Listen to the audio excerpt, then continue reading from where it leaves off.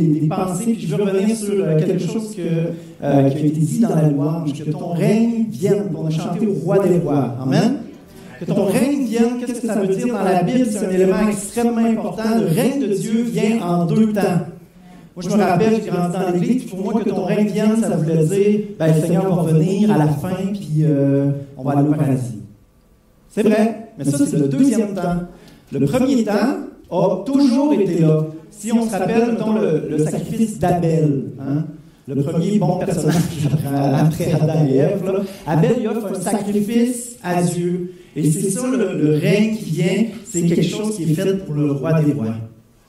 Le règne de Dieu, c'est quand les valeurs du royaume, la réalité du royaume se réalise sur terre. C'est quand la réalité du royaume fait une percée dans la réalité terrestre qui est bien imparfaite, que l'être humain a cette fâcheuse tendance à toujours bousiller et saboter. Hein? C'est la nature pécheresse, l'égocentrisme de l'être humain qui fait ça. Et ça se fait comme tout seul, parce que c'est dans notre nature. Mais il est toujours possible que les valeurs, que la réalité du règne de Dieu fasse une percée dans la réalité terrestre. Puis quand Jésus se fait poser la question, il répond toujours, le royaume de Dieu est déjà là. Parce qu'en fait, la plus belle expression, la plus puissante expression du règne de Dieu qui vient sur terre, dans l'histoire de l'humanité, c'est Jésus. À l'école du dimanche, c'est toujours la bonne réponse, Jésus. Ce que à l'école du dimanche, c'est ça. Jésus, là, 80% du temps, t'as la bonne réponse quand tu dis Jésus. C'était le cas, la plus grande manifestation du règne de Dieu qui vient sur terre, dans l'histoire de l'humanité, ça a été Jésus. Et oui.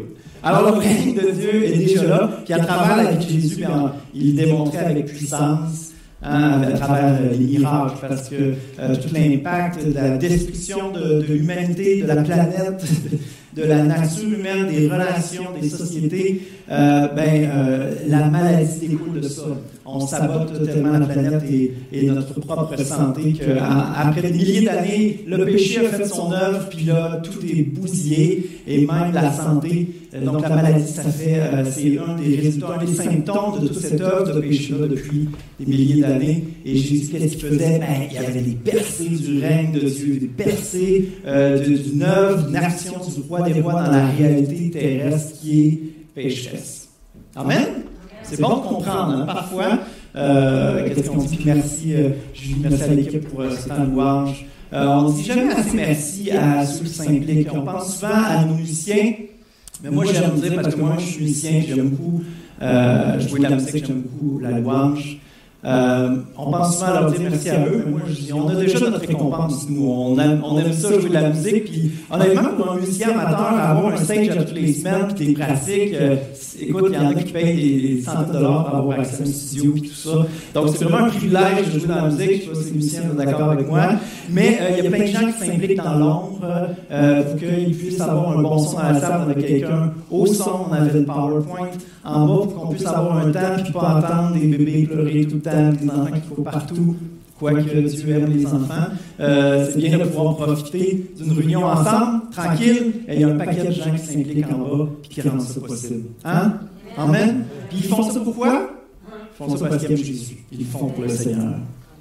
Parce que tous ensemble, on peut avoir un rayonnement. Tous ensemble, on offre quelque chose, on offre des services. Si on utilise des mots là, humains de la société, on est une organisation, on offre des services. Quelqu'un qui vient ici va être bien servi, bien accueilli, va avoir droit à une réunion de qualité parce qu'il y a de l'investissement, parce qu'il y a des gens qui ont travaillé à construire cette église-là. Et donc tous ensemble, on fait une équipe et on offre quelque chose de bien, on veut offrir ce que Jésus fait. On veut offrir le règne de Dieu qui vient sur terre. Alors qu'on a une société individualiste, ici, on est une famille. Amen?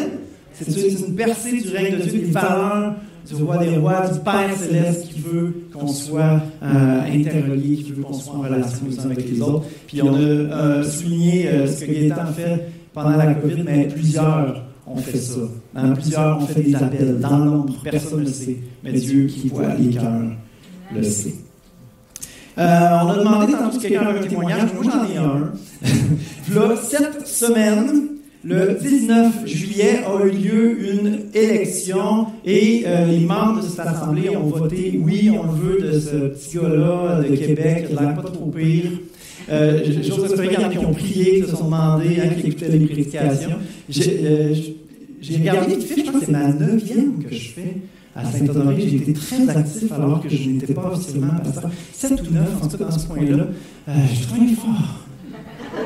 Pour un bénévole, là, je suis payé maintenant pour le faire, puis là, je perds ma récompense céleste, mais quand même, j'en aurai un peu d'une belle maison au ciel, puis des trésors, parce que j'ai prêché bénévolement dans le passé. Donc, là, cette semaine, ça a été voté, et la semaine passée, voilà, qu'il y a eu lieu la cérémonie d'installation. Je pense que ça veut dire intronisation, c'est comme un trône. Installation, je trouve que le mot, il est bien. On m'installe. On a installé mon bureau, voilà, on m'installe comme pasteur principal, je suis privilégié. Mais tout ce processus-là, pour moi, c'est un rêve qui se réalise. Un rêve commencé en 2006-2007. Même, on a sorti des vieilles affaires quand on déménageait, on est retombé sur un vieux cahier Canada. Moi, je faisais l'école maison, il fallait écrire un petit texte à chaque jour. Puis en 4e année, j'ai écrit un jour, je vais être pasteur comme mon papa. J'ai ouvert une page où alors je suis tombé là-dessus. Ouais, un jour, je vais être pasteur comme mon papa. C'est un beau petit clin d'œil rassurant, encourageant. Puis, sauf que c'est en 2006-2007 que vraiment le rêve est né. Je savais que je ferais quelque chose d'autre après mon bac en soins d'infirmier. Puis là, je priais là-dessus. Puis, longue histoire en soins d'infirmier, témoignage peut-être une autre fois, mais des confirmations. Comme de quoi le Seigneur m'appelait à me mettre les fesses sur une chaise, puis apprendre sur lui, étudier la Bible, commencer des études à l'Institut biblique du Québec. Alors, c'est en 2007 que j'ai commencé ça. Et tout un processus, j'ai fait mes études très sérieusement. Et étonnamment, c'est en Thaïlande que mon appel au Québec a été confirmé. En allant à l'autre bord de la planète, j'ai dit non, le Seigneur m'appelle au Québec. Puis c'était clair pour moi aussi que le Seigneur m'appelait en région. Le gars de la banlieue, le gars qui a vécu 4 ans à Montréal, 12 ans à Québec, voilà en région. Comment ça s'explique, je ne sais pas. Peut-être le fait que j'ai travaillé 7 ans en hébergement dans des beaux petits centres d'hébergement où c'est familial, où c'est chaleureux. C'est peut-être là un peu que j'ai goûté à ça. J'ai eu des bons amis à l'Apocatière aussi. Ça a eu un impact là, peut-être où j'ai goûté là, à la chaleur, à l'intimité qu'il peut y avoir en région. Alors je savais que j'étais appelé à ça. Et je savais que depuis 1 an et demi, l'Église de Saint-Honoré cherchait un pasteur, mais à ce moment-là, elle ne disait rien pantoute.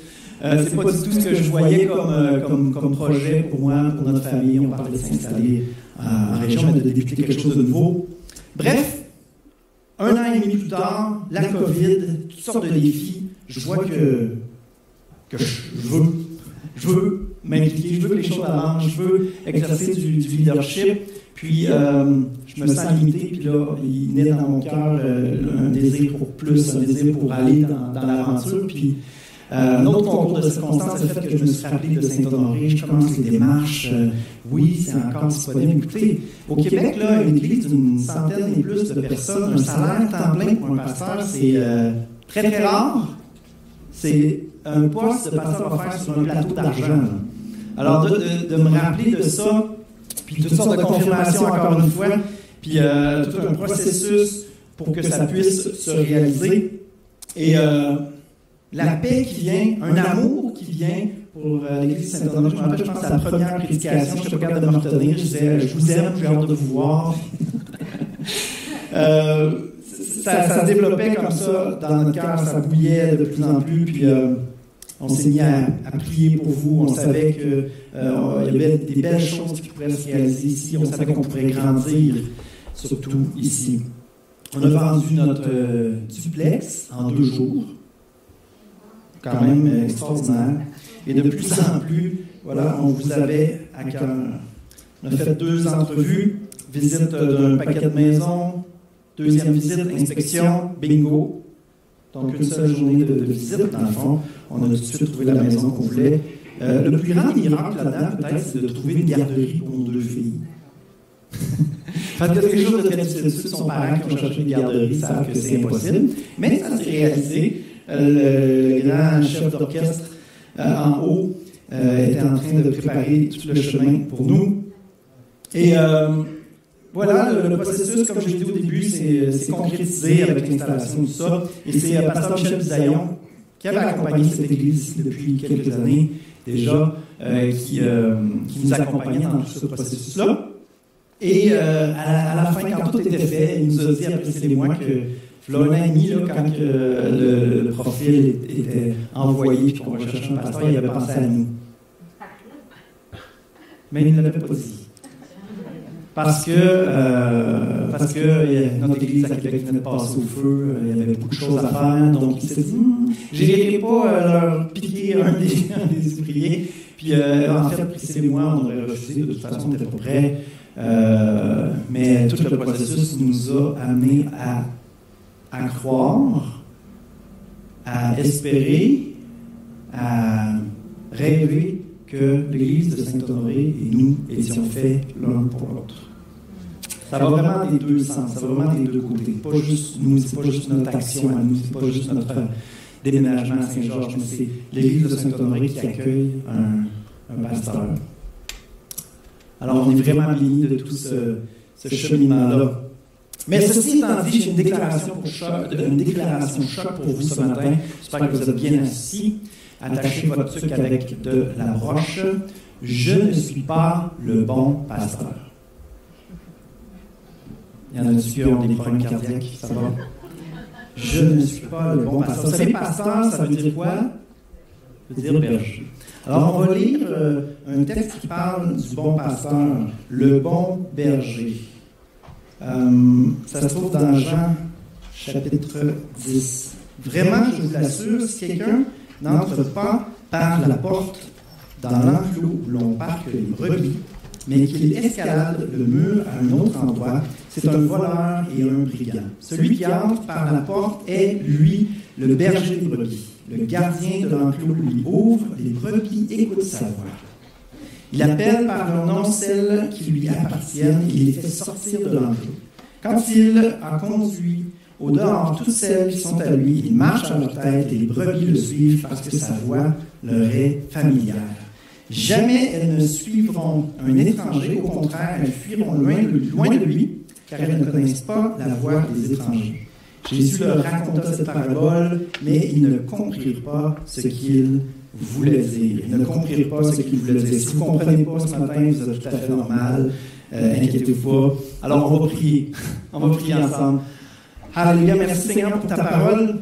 Merci pour cette image-là du berger et des brebis qui revient très, très, très souvent dans la parole. Seigneur, je crois que tu as quelque chose à nous enseigner par rapport à cela. Je te prie, Seigneur, de bénir ta parole ce matin, alors qu'on utilise, que j'ai plongé mon regard dans ta parole, dans la Bible, et que tu as mis sur mon cœur des versets. Je te prie, Seigneur, que la proclamation de ta parole puisse percuter les cœurs ce matin. Qu'il y ait des changements de mentalité, des changements d'attitude vis-à-vis de toi, des repentances qu'on ne voyait pas les choses comme tu les vois, Seigneur, mais qu'on veut se convertir à ta façon de voir les choses, Seigneur. Changer notre perspective. Merci Seigneur que tu peux le faire parce que tu agis avec puissance, que tu veux donner la vie abondante, Seigneur, à tes enfants, si seulement on entre dans ta façon de voir les choses. Alors je te prie d'opérer ce miracle-là de plus en plus dans les cœurs, Seigneur, des gens qui sont ici ce matin, pour la gloire de ton nom Jésus. Amen. Alors, qu'en est-il de ma déclaration choc? On a une image qui a été faite. Hein? Je ne suis pas le bon pasteur. C'est horrible, ce dessin. C'est un clin d'œil aussi à la prédication de pasteur Michel Daillon la semaine passée, là, où il avait mis ma face sur un chef d'orchestre ou un homme orchestre. Et là, voilà que mon visage se retrouve à la place de Jésus, le bon berger. Ah, voilà, on le reconnaît. Hein, tous ceux justement qui ont grandi dans l'Église ont lu des livres pour enfants. Et là, on voit que le bon berger, c'est qui? Jésus. Bonne réponse! Bravo! Des excellents élèves ce matin. Alors, qu'en est-il de ma déclaration choc? Hein? J'ai expliqué tout au début comment Dieu avait tout orchestré pour nous, comment il a amené plein de confirmations, comment c'est un privilège pour nous, comment c'est un rêve qui se réalise. Et là, je termine tout ça en disant que je ne suis pas le bon pasteur. De quoi qu'il parle? C'est quoi l'affaire? Il est quoi de base s'il n'est pas le bon pasteur? Ben, je vais vous dire une autre grande déclaration, en fait une puissante vérité, qu'un bon pasteur. Qu'est-ce que ça fait un bon pasteur? Ben, un bon pasteur, ça pointe vers le bon berger. Voilà. Un bon pasteur, ça pointe vers le bon berger. Un bon pasteur, ça dit, je vais faire mon possible. Je crois que Dieu m'a confié un rôle de pastorat, un rôle de leadership, un rôle de conduire cette Église-là plus loin. Sauf que je crois que c'est le bon berger qui m'a confié ce rôle-là et qu'en fait, c'est lui qui doit diriger l'Église. Amen? Il y en a qui sont d'accord avec ça? J'ai 2 points ce matin très simples qui ressortent de Jean 10. Le premier, c'est « Votre pasteur est une brebis du bon berger ». Votre pasteur est une brebis du bon berger. Et le deuxième point, c'est votre pasteur... Ah, ben oui! Je suis là. Alors, on a une image, on a vraiment une graphiste incroyable qui travaille pour l'Église. On aurait peut-être dû souligner son travail pendant le confinement aussi. Marie-Claude, merci pour tout ce que tu fais, tout ce que tu as fait. Et là, elle a fait une belle image de Jésus le bon berger qui tient la brebis champêtre dans ses bras. C'est de toute beauté. Alors, voilà, je n'ai pas l'exclusivité du cœur pastoral de Dieu pour l'Assemblée évangélique Pentecôte de Saint-Honoré. C'est une longue phrase, là. Je n'ai pas l'exclusivité du cœur pastoral du bon berger. Dans le fond, Dieu a un cœur de berger. Dieu est le berger de son Église. Dieu est le berger de cette Église.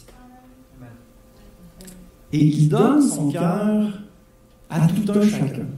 Il déverse son cœur, il a donné le don, il a donné ce désir-là de prendre soin. C'est quoi que ça fait un pasteur? Ça prend soin. Un pasteur, ça conduit. On va lire des passages qui parlent de ce que fait un pasteur. Et dans le fond, le but du message ce matin, c'est quoi? C'est de vous encourager à ne pas vous attacher à l'homme, mais de vous attacher à Dieu. Dieu utilise des êtres humains, effectivement, il veut utiliser l'Église pour parler, il veut utiliser l'Église pour être un témoignage, il veut utiliser le pasteur, oui, pour apporter des paroles du bon berger, mais toujours les vraies brebis, là, qui ont été rencontrés par le Seigneur en esprit, en vérité. Les vrais bergers, c'est qui ont rencontré? Est-ce que c'est un être humain? Les vrais brebis ont rencontré le vrai bon berger. Alléluia. Alors, le pasteur n'a pas l'exclusivité du cœur pastoral. Moi, je suis de cette génération où on n'aime pas trop les titres, n'est-ce pas? Et de toute façon, je crois que c'est ça qu'il faut réaliser dans l'Église. Oui, il peut y avoir des titres. Oui, c'est correct qu'il y ait des titres. Mais en fait, ce qui est important, c'est ce qu'il y a dans le cœur. Tu n'es pas un pasteur si tu n'as pas un cœur pastoral. Le titre de pasteur ne fait pas de toi quelqu'un qui a un cœur pastoral. Puis même, si on réfléchit, si on regarde, dans la Bible, on a déjà vu dans les dernières semaines ces passages-là qui parlent des apôtres, prophètes, évangélistes, tout ça. Mais au Québec, on engage juste des pasteurs. Mais des pasteurs que peut-être parfois, ce qu'ils ont le plus fort sur leur cœur, c'est un cœur d'évangéliste. C'est mon cas un petit peu. Moi, j'ai quand même assez à cœur de la communauté. Alors, vous allez être déçus si vous attendez un 100% pasteur qui a juste son cœur pour la fraternité, pour l'enseignement des chrétiens. Parce qu'il y a des gens qui vont en faire dehors, là, puis je suis pas capable de sortir ça de la tête. Moi, j'ai un cœur pour l'évangélisation un petit peu. Fait que je suis pas capable d'être juste tourné vers l'Église et de tout donner à l'Église. Je vais être déchiré, je ne sais pas moi-même, je vais être mal. Je n'entrerai pas dans ce que Dieu veut pour ma vie. Que le cœur pour prendre soin. Ce que vous avez fait en appelant un l'autre, ce que vous faites toutes les fois que vous pensez à quelqu'un dans l'Église, je vais prier pour cette personne-là. Telle personne me dit que c'était difficile ce temps-ci pour elle. Je vais prier pour elle. C'est ça, un cœur de berger, c'est quelqu'un qui prend soin. Qui prend soin dans la vie? Ceux dans le domaine de la santé prennent soin, mais une mère, ça ne prend pas soin d'une mère. Un père, un grand frère, quelqu'un qui va prendre quelqu'un sous ses ailes pour le protéger, quelqu'un qui est blessé, puis on va aller l'encourager, quelqu'un qui est découragé. C'est ça, prendre soin. Tous ceux qui ont à cœur les gens. Et l'Église est appelée à avoir à cœur les gens. C'est quoi l'amour si ce n'est pas d'avoir à cœur les gens? Et le cœur pastoral est extrêmement important dans l'Église et Dieu veut le donner à son Église, non pas juste à celui qui a le titre de pasteur. Je l'assume, le titre de pasteur. Je l'assume, c'est correct. Je suis le pasteur de cette église. Je vous représente. Okay? Je suis un visage qui représente un petit peu l'église. C'est correct, j'assume ce titre-là de pasteur. Qu'est-ce que ça veut dire? Ça veut dire que je vais être jugé plus sévèrement. Si vous avez un cœur de pasteur, vous n'avez pas de titre, c'est good. Bonne affaire pour vous. Vous gardez votre récompense. Le cœur de pasteur, Dieu veut le donner à son assemblée. Qu'est-ce qu'il veut? Il veut juste un pasteur qui a l'exclusivité de donner de l'amour dans l'Église? Non, ce qu'il veut, c'est une armée dont les munitions, c'est l'amour de Dieu. Puis t'arrives ici dans l'Église, là, puis voyons, on met de l'amour aussi. C'est quoi cette affaire-là? Puis les cœurs sont renversés. Voyons, c'est quoi? C'est pas normal. Oui, ici, il y a une percée du règne de Dieu. Il y a l'amour de Dieu, alors qu'on porte des masques, puis tout est frais, on se méfie tout le monde, on a peur, puis... Non, ici, l'amour transperce les masques. Tu vois pas mon sourire, je peux pas donner de bec, mais faut trouver d'autres moyens de communiquer l'amour. Et justement, pour décrédibiliser le leader, okay, on va parler de David, qui est l'homme au cœur selon Dieu. Et ceux qui connaissent la Bible savent que le roi David, c'en est un qui a fait des bourdes assez monumentales, quasiment les plus troublantes dans la Bible, n'est-ce pas? Sauf pourquoi c'est l'homme au cœur selon Dieu? Parce qu'il était humble, il était enseignable. Quand le prophète Nathan est arrivé puis lui a mis face à face à son péché, qu'est-ce qu'il a fait? Il s'est repenti, il a dit, c'est vrai, je suis dans le tort, c'est dégueulasse ce que j'ai fait. Puis Seigneur, si je dois subir les conséquences de mon péché, ben, c'est correct, je me soumets à toi, c'est épouvantable ce que j'ai fait.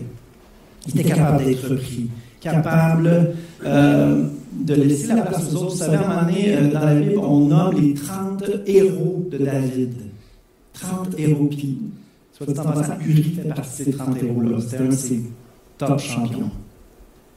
30 héros. Donc David, il n'avait pas besoin d'être la seule vedette. Il y avait 30 héros, 30 guerriers qui ont fait des actes héroïques. David n'avait pas l'exclusivité d'être le victorieux puis d'avoir toute la gloire qu'il est le champion. Puis ça me rappelle cette image-là. Gaétan, quand il a apporté un message, il a montré Joe Sakic, le jeune capitaine des Avalanches du Colorado qui se fait donner la coupe par Gary Bettman. Je suis un fan des Canadiens et de hockey. Il ne faut pas trop que je parle de hockey. Si on aime la chasse et la pêche, c'est Gaétan qui a amené cette illustration-là. Alors, il se fait donner la coupe cette année. Le capitaine, normalement, qu'est-ce qu'il fait? Non, qu'est-ce qu'il fait? Il l'a donné à Raymond Bourque. Puis Raymond Bourque l'a pris comme ça. Pourquoi? Parce que Joe Sakic avait cette humilité-là. Écoutez, comme Jean-Baptiste, je ne suis pas digne de délier la sandale de Jésus. Joe Sakic, je ne suis pas digne de lever la coupe Stanley devant ce gars-là. Franchement, il a 20 ans de carrière, il a ravagé tous les records. Il donne la coupe Stanley à Raymond Bourque. Puis en il célèbre. Tu le mérites, tu le mérites plus que moi. L'humilité de laisser quelqu'un recevoir, vivre la gloire, recevoir le mérite qui lui est dû, puis juste d'honorer un vétéran, honorer, alors qu'il n'y a pas le titre, qu'il n'y a pas la position du capitaine, ben, tiens, c'est toi qui vas la lever la coupe, parce que, écoute, ta mérite, je suis fier de toi, je suis honoré de faire partie de ton équipe. Un leader, ça n'a pas, on appelle ça un complexe de supériorité. J'ai besoin d'être reconnu comme le pasteur. Alors, vous pouvez embrasser ma bague. Tu sais, vous voyez le genre, là. En tout cas, David, c'est lui qui a écrit le très connu psaume 23. Tous ceux qui ont un ordi dans l'église ont dû apprendre le psaume 23 par cœur. Et j'ai déjà introduit une réunion avec ce passage-là, mais on va le lire encore parce qu'il est trop bon. OK? Psaume 23. L'Éternel est mon berger. C'est un roi qui dit ça. Tu sais, l'Éternel est mon berger, je me compare à une brebis. C'est vrai? L'Éternel est mon berger, je ne manquerai de rien. Il me fait reposer dans le vert pâturage. Il me dirige près des eaux paisibles. Il restaure mon âme. Il me conduit dans les sentiers de la justice à cause de son nom. Quand je marche dans la vallée de l'ombre de la mort, je ne crains aucun mal. Et pour avoir vécu certaines périodes difficiles, on en vit tous des périodes difficiles, des périodes où on a l'impression que notre monde s'écroule. Peut-être qu'il y en a, certainement qu'il y en a ici dans cette salle qui vivent des difficultés présentement, qui sont un peu découragés, qui sont abattus, qui ont l'impression justement que leur monde s'écroule, tout ce qui est important pour eux leur échappe, ils perdent telle chose, ils ont de la douleur, ils sont malades, les gens proches d'eux vont pas bien. Qu'est-ce que ce chapitre dit? L'Éternel est mon berger. Je ne manquerai de rien. Je me dirige près des eaux paisibles. Il restaure mon âme. Quand je traverse la vallée de l'ombre de la mort, je crains aucun mal, car tu es avec moi. Telle personne est en train de mourir dans ma vie. Je me retrouve dans sa chambre, soins palliatifs. Quand je traverse la vallée de l'ombre de la mort, je ne crains aucun mal. Vous-même, vous êtes en soins palliatifs, vous allez retrouver le Seigneur bientôt. Ô mort, où est ta victoire? M'en va retrouver le Seigneur. Un chrétien affermi. Je veux dire quelque chose de fort. C'est vraiment pas pour condamner personne. Un chrétien affermi n'a pas peur de la mort. Ô mort, où est ta victoire? La mort, pour un chrétien, c'est la plus belle chose qui peut lui arriver. Pour ceux qui restent derrière, c'est difficile, hein? Je ne voudrais pas partir tout de suite. Laisser une veuve et 2 orphelines, ça serait très déplorable. Sauf que, on voit bien de l'autre côté, n'est-ce pas? C'est vraiment pas pour dire, toi, tu as peur de la mort, tu es un chrétien. Pas fort comme chrétien. Non, c'est pas ça. Peut-être d'amener à une réflexion. Ouais, Seigneur, c'est vrai. Est-ce que je te fais confiance même par rapport à la vie éternelle? Est-ce que j'ai la paix par rapport à ça? Quand je vais traverser la vallée de l'ombre de la mort, je n'aurai aucune crainte, parce que je sais que tu vas être avec moi. Amen. On retourne dans Jean 10, puis en fait, c'est un long chapitre qu'on ne va pas lire au complet, mais j'ai ressorti quelques versets clés. Alors, on va lire un petit peu plus dans ce chapitre-là. Verset 2. Celui qui entre par la porte est, lui, le berger des brebis. Le gardien de l'enclos lui ouvre, les brebis écoutent sa voix. Il appelle par leur nom celles qui lui appartiennent et il les fait sortir de l'enclos. Quand il a conduit au-dehors toutes celles qui sont à lui, il marche à leur tête et les brebis le suivent parce que sa voix leur est familière.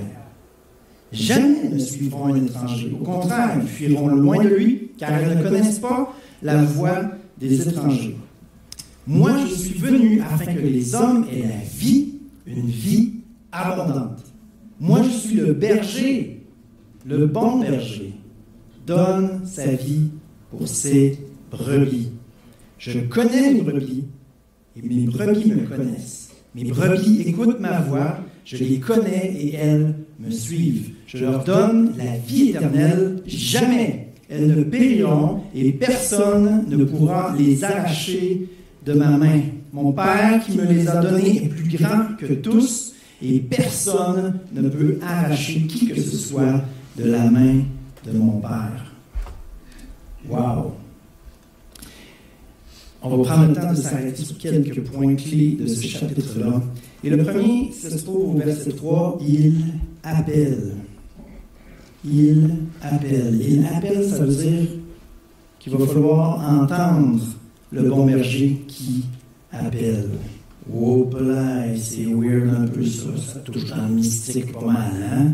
Vous êtes d'accord? On va l'assumer, hein? C'est un langage spirituel pour parler de réalité spirituelle. Alors, pour quelqu'un qui ne croit pas, c'est weird. N'est-ce pas? Je suis seul à penser ça. Hébreux 10, 14. Par une offrande unique, parce que Jésus a fait à la croix. Par une offrande unique, en effet, il a rendu parfait pour toujours ceux qui purifient du péché. C'est là ce que le Saint-Esprit nous confirme de son côté. Car il dit d'abord, mais voici quelle alliance je vais conclure avec eux après ces jours, dit le Seigneur. Je placerai mes lois sur leur cœur et je les graverai dans leur pensée. Puis il ajoute, je ne tiendrai plus compte ni de leurs péchés, ni de leurs fautes.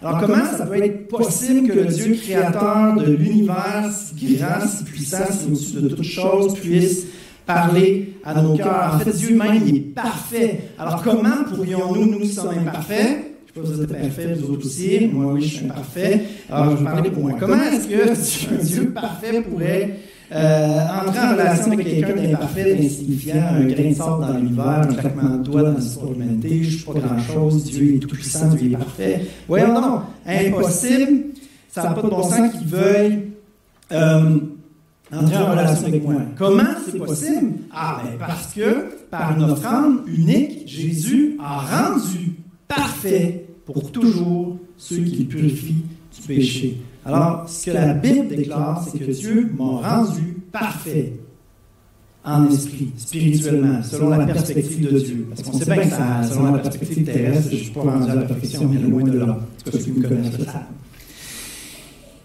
Mais, c'est quoi croire? Croire, c'est accepter ce que Dieu dit. La foi vient de ce qu'on entend vient de la parole de Dieu. Alors, quand on entend la parole de Dieu, quand on entend ce que Dieu dit, comment Dieu voit les choses, la perspective de Dieu, ce que Dieu croit, on dit correct, j'accepte ce que tu crois, ce que tu penses, ce que tu dis, c'est ça que je vais penser, que je vais croire, puis que je vais dire sur ma vie, que je vais m'approprier. Alors, d'accord, j'accepte, tu m'as rendu parfait pour toujours. On va dire ça ensemble. Tu m'as rendu parfait pour toujours. Ça sonne bizarre, hein? Mais oui, c'est ça, de croire que ce que Dieu dit dans sa parole, ça s'applique à moi. Amen? OMC! Oui, mais comment? Puis pour moi, c'est tellement important ce que je vais vous partager en ce moment, parce que j'ai grandi dans l'Église, puis c'est à 20 ans que j'ai assumé, que j'ai accepté, que j'ai vraiment, je me suis plongé dans le oui, mais comment de Dieu. Pendant 20 ans, je me suis contenté d'un christianisme, d'une religion chrétienne qui peut toucher mes émotions, qui peut toucher un petit peu mon intelligence, ma façon de voir les choses, qui peut changer un petit peu mes comportements, mais qui ne change pas vraiment qui je suis au plus profond de moi-même. Puis c'est ça que Dieu veut. Nous toucher, nous parler dans notre fort intérieur. Quand il nous parle, quand il nous déverse son amour dans notre fort intérieur, ça va susciter des émotions. Qui est tombé en amour sans que ça suscite des émotions? D'accord? Souvent, ceux qui sont plus cérébrales ont de la misère avec les émotions, mais qui se veulent, qui sont en amour, normalement, ça suscite des émotions. N'est-ce pas?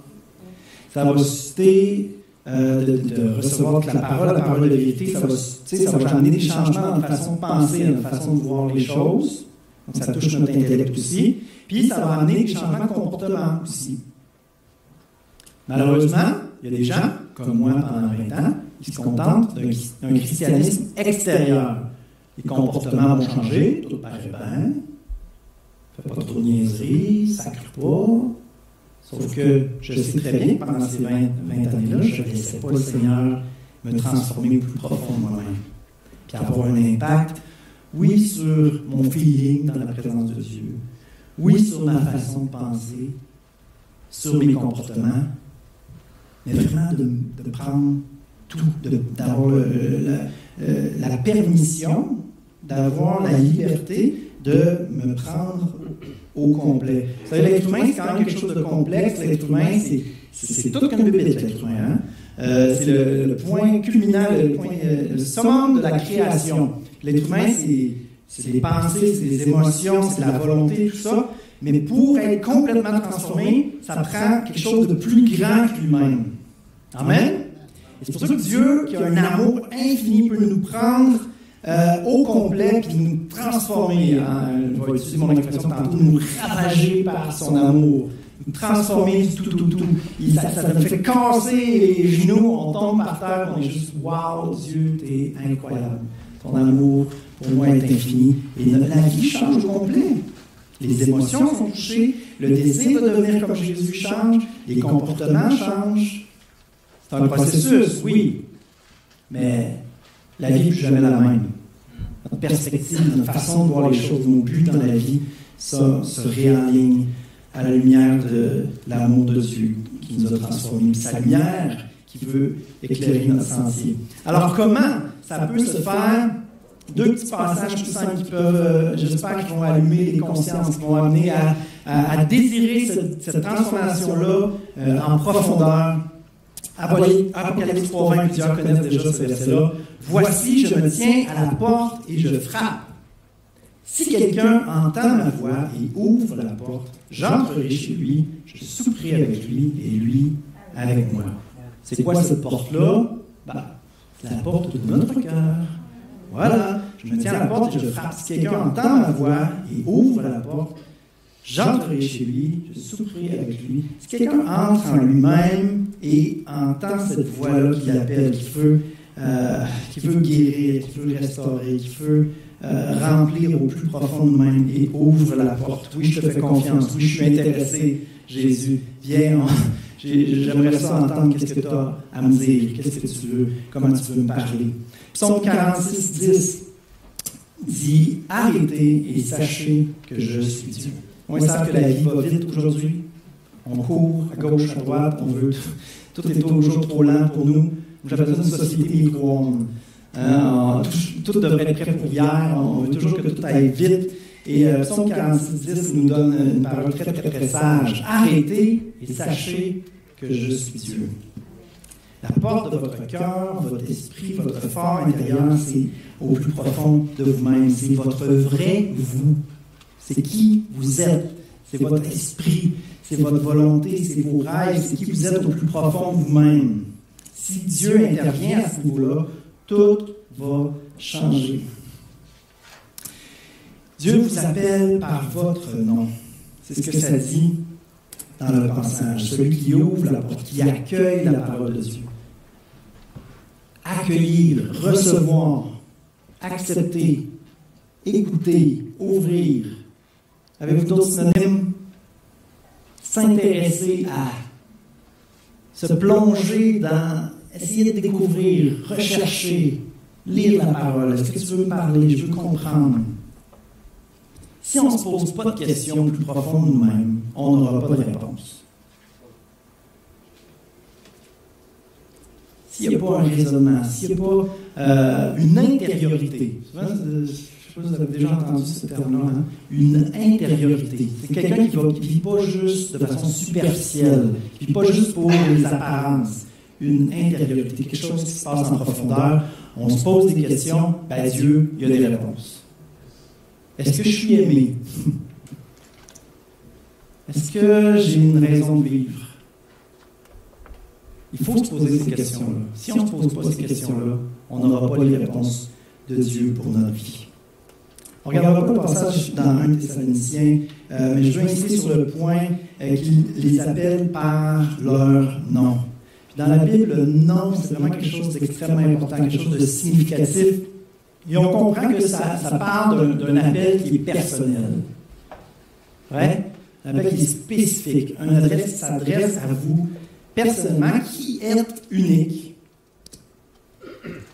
Et Dieu parle toutes les langues. Vous savez? Français, anglais, italien, polonais, espagnol, portugais, italien, mandarin. Mais pas juste les langues humaines. Dieu parle la langue de votre cœur. Il y en a, on dit, il y en a qui sont plus visuels. Il y en a qui sont plus auditifs. Il y en a qui sont plus émotionnels. Il y en a qui sont plus cérébrales. Dieu parle la langue de votre cœur. Si vous avez l'impression que la louange, ce n'est pas pour vous, ou vous avez l'impression que la parole, ce n'est pas pour vous, la parole, je pense qu'on en a tous besoin. Là. Il y a toutes sortes de façons d'écouter la Bible, vous savez. Vous pouvez la lire, mais aujourd'hui, il y a même des versions audio. Pas d'excuses, trouvez des solutions si vous n'aimez pas ça lire la Bible. Mais si dans la louange, ça ne vous interpelle pas, plongez dans la parole, le Seigneur va vous parler de cette façon-là davantage. Il parle d'une façon à une personne, il va parler d'une autre façon à une autre, parce que vous êtes différents. Alors, il faut être attentif. De quelle façon le Seigneur va vous parler à travers la Bible, à travers des frères et sœurs? Il y en a qui sont plus comme ça. Et moi, j'appelle ça des bibites sociales. Ils ont besoin de relations. Hein? J'ai honte comme ça. Moi aussi. On a besoin de relations. Fait que c'est sûr que le Seigneur va nous parler par nos frères, nos sœurs, par nos amis. Pourquoi? Parce qu'on est comme ça. L'autre, ça ne sera pas de cette façon-là. C'est normal, on est tous différents. Dieu peut nous parler à travers la création, ceux qui trippent sur la nature, hein? Ceux qui aiment la nature, ça leur fait du bien. De réaliser, de considérer que c'est Dieu qui a créé tout ça. C'est juste, wow, Dieu est grand. Il a mis la pensée de l'éternité dans leur cœur, de réfléchir sur l'éternité, le temps, réfléchir sur l'infini. Il y en a qui ont des télescopes, on avait des proches de lac Mégantic aussi, hein? Un observatoire avec des télescopes incroyables. Réaliser l'infinie grandeur de l'univers, aïe, ça fait réfléchir, ça nous amène à réaliser, oui, qu'on est petit, mais qu'il y a plus. On n'est pas juste créé pour cette réalité terrestre-là. C'est sûr qu'il y a plus. Il y a dans notre cœur besoin d'amour. C'est quoi ça, l'amour? C'est le fruit du hasard? Il y a plus que le hasard dans la vie. On est plus que des animaux. On est plus que des machines. Des automates. Je sais pas. On est une bébête à part. Des animaux spirituels. Un animal complètement à part. Parce qu'il y a l'aspect humain, animal. On est des mammifères. Mais des êtres spirituels, avec une liberté, avec une recherche de l'amour, avec la recherche d'un sens à la vie. Et chacun d'entre nous, on a des intérêts différents, des besoins différents, mais Dieu veut parler aux besoins que vous avez, chacun d'entre vous, dans votre cœur. Amen. Alléluia. Les brebis le suivent parce que sa voix leur est familière. Familière. C'est ça, là, il pousse l'audace, on dirait, dans ce chapitre-là de Jean. Leur est familière. Hein? Familière, famille, intimité. Moi, je me fais partie des meubles. Sa voix est familière. Elle est tout le temps là. Les brebis, non seulement entendent sa voix, mais ils l'entendent régulièrement, puis ils la reconnaissent. Elle est différente de la voix de l'étranger. Par exemple, justement, je disais de ne pas vous attacher aux hommes. Le pasteur parle en avant. C'était pas pire, mais je ne reconnais pas le bon berger. Ça ne sonne pas comme la voix du bon berger. Ceux qui sont plus visuels, ça n'a pas la couleur du bon berger. Ceux qui sont plus... ça ne sentait pas le bon berger, ça. On est tous différents. Et on a tous besoin de reconnaître la voix du bon berger ou l'odeur du bon berger. On a besoin d'être capable de reconnaître Jésus à travers les instruments, les outils que Jésus utilise. Puis on a tous vécu ça, hein? On ouvre la parole, on est capable de s'identifier au personnage dans la Bible. Pourquoi? Parce que c'est le même Dieu qui agit dans cette personne-là. On parle. Moi, je me rappelle quand j'ai allumé sur qui tu es, sur la réalité spirituelle des choses, je pensais que j'étais quasiment comme un extraterrestre, un illuminé. Puis là, tu rentres dans l'église, tu te mets à parler avec des gens, puis je suis pas tout seul. Puis tu lis la Bible, puis tu dis, ok, fiou encore, je suis pas tout seul. Il y en a d'autres qui ont expérimenté ça, je fais partie d'une famille. Le Seigneur fait des choses merveilleuses. Amen. Et le bon berger, finalement, le bon berger a donné sa vie pour vous. Le Créateur de l'univers. Il n'a pas regardé à sa position comme une proie à garder. Il ne s'est pas dit, je suis le Fils de Dieu, je règne sur l'univers. Faites ce que je vous dis. Non. Il n'a pas regardé à sa position comme quelque chose qu'il fallait qu'il garde. Il s'est abaissé, il est devenu un être humain. Il a vécu dans la simplicité. Il était à risque, là, même dans une crèche, il y a des bactéries là-dedans. Hein? Il n'y avait peut-être pas la COVID, là, mais il était vraiment vulnérable. Puis vous savez, les parents, on est tous débutants. Alors, il a été confié à Marie-Joseph. Marie, il n'était même pas marié encore. Des jeunes. Voilà, le Fils de Dieu. Bonne chance. Oui, Dieu l'a protégé, là, quand même. Hein? Mais, wow! Le Fils de Dieu, le Créateur de l'univers, qui s'est abaissé comme ça pour mourir à notre place, pour qu'on soit déclaré juste, qu'on soit déclaré parfait, et qu'on puisse être en relation avec Dieu qui est parfait. Pour moi, wow! Ben T'exagères? T'aurais pas dû? Franchement, je ne mérite pas ça. C'est tout vrai, ce que je dis. Mais c'est vrai ce que Dieu fait. C'est ça, un amour immérité. C'est ça, la grâce. C'est ça qui transforme en profondeur. Cette espèce de... Mais voyons donc. Tu me niaises. Tu m'aimes de même. Traverser, être en admiration devant l'amour de Dieu, puis surtout de l'accepter. Croire, c'est accepter la façon que Dieu fait les choses, que Dieu a fait les choses, que Dieu voit les choses, que Dieu veut les choses, ce que Dieu désire pour ses enfants. Jésus a donné sa vie pour nous, pour qu'on ait la vie éternelle.